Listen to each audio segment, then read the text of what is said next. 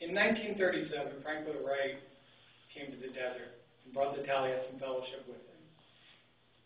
They didn't have anywhere to live, so context dictated what they were to use, and that at the time was the shepherd's tent. In this picture, you see on the left-hand side, the far left, is the shepherd's tent. And to the right of that is the tetrahedron tent. That's the one that Franklin Wright personally designed. They were already using these. There were sheep herders in the desert, so it fit. But what was to happen over time was the students would continue this tradition of living in the tents and creating their own shelter to live in. So I'm going to take you on a walk through the generations of the shelters that have came to the ground of Taliesin West, and a few at the end, if we have time, to take you through a few that have popped up in Wisconsin. So this first era, starting actually in the 30s when they arrived, I called it Canvas era, because that's what they could afford. It was the context, like I said, the consideration for finances was always important and continues today to trouble us all with trying to figure out how to build these as cheap as possible. And the canvas was readily available. So the canvas, what we didn't realize was, or after you start to live in them, which I have lived in the tents at Taliesin, gave you a natural connection to the land, the desert that surrounded it. That natural connection is a visual and an audible feature or experience that we have. And what I mean by this is the tetrahedron, by the way, is the only shelter I know of that Franklin Wright actually hung out on and maybe had a drink or relaxed for a little while, so I include that picture in there. But you see the inside of this tent. It's actually very beautiful. And one of the things that you won't pick up on unless you're actually living in it over time is what the shadows start doing. And like Dr. Aiken was showing you about the shadows and light throughout. If you notice, I've enhanced it in the next picture. This is what dances around your tent during the day.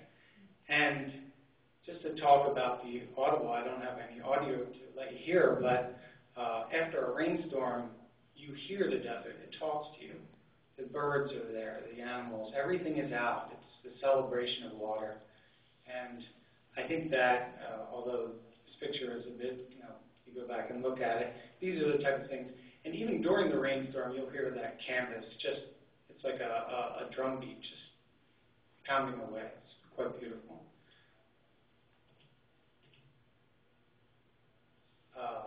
Bruce Pfeiffer also, actually,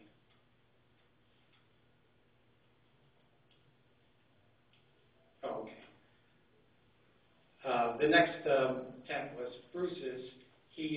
Bruce is, as Margot can tell us, is not a builder. He would never claim to be. But being at the Taliesin Fellowship, he was required to build. Eventually, he obtained some skills that he used to make his shelter. And this is a simple tent structure, but Bruce had to pour the concrete and form it into what he called a foundation.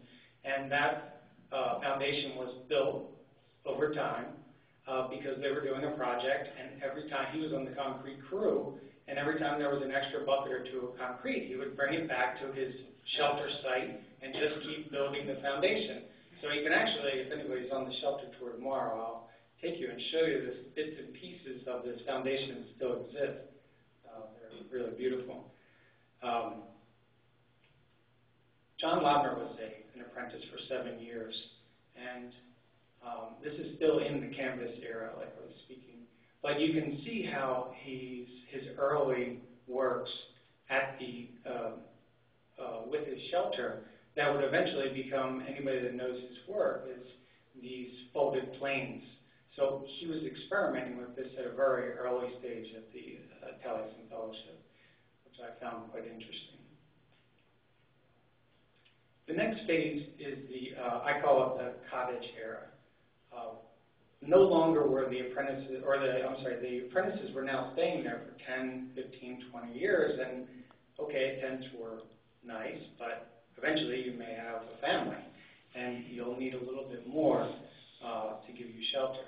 So there started to pop up these cottages, and this cottage, the desert cottage, was originally had a metal roof and later was retrofit with a concrete roof. Today we call it the concrete roof. But you get that idea of now the apprentices were experimenting with how to capture some of that essence of the visual features of the desert, and but yet have some more structure.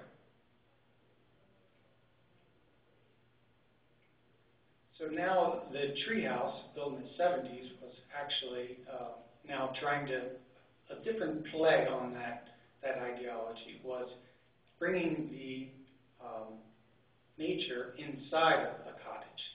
So they're still playing with the ideas of being connected with nature, but like the original idea of being only a canvas layer away from nature is actually starting to bring it in. So we call this one the treehouse because the Palo Verde grows right through the center of it. It's built around it. And this is where I think that there was synthesis with during the cottage era, is the glass house really does capture the essence. The glass allows for those noises to still make it through, and the visual aspects have actually surpassed what we had in the canvas. Although you don't receive those shadows as much, this bed actually sits, you can see the glass, it's very thin, right there, and there will be animals that just come right up, and you have that layer of comfort with the glass of being attached to the nature, but yet not having the inconvenience of having a rattlesnake in your bed. So the next era I'm calling the canvas renaissance. No longer were the apprentices spending 10 or more years on campus. They were actually spending more reasonable times there, 2, 3 to 5 years. So they were okay with the idea of going back to the tent. However, they felt the need to detail it differently. And that's where this next series of shelters will take you. This is actually the shepherd's tent that hangs.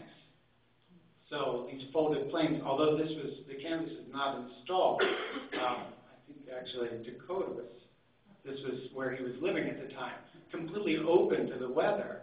But it's okay now to do that because we know it's not permanent. We don't have to be there for 10 or more years. So it's an interesting thing. We have 70 sites around the campus, and we can go and spend a night or two here because the weather is perfect, and we'll do that. And when it's raining, we'll find one of the cottage-like shelters. So it's really nice to have that available to us. And if anybody wanted, I'm not sure if anybody's done it recently, they can go back to the Cornelia days and set up their sleeping roll out on the desert and have some fun with some scorpions. So here again, the transparent or lightness of the shelters. This one's called the Hook, and it's still connected with the desert. Playing with that canvas renaissance. This one actually had a skin that went over those boarded siding, and it has an awesome view still, even with Phoenix in the distance, which really connects you to where you're at. And then at the end of the canvas Renaissance era, I think this one again has found what we have from the cottage era and from the canvas era, is the idea of the canvas, a very light structure, but yet more in the form of a cottage. So you have really the best of both of those eras. And I think this one has captured it quite well. The fabric is intention. So when I was talking about rainstorms, a raindrop is like, wow, a bass drum.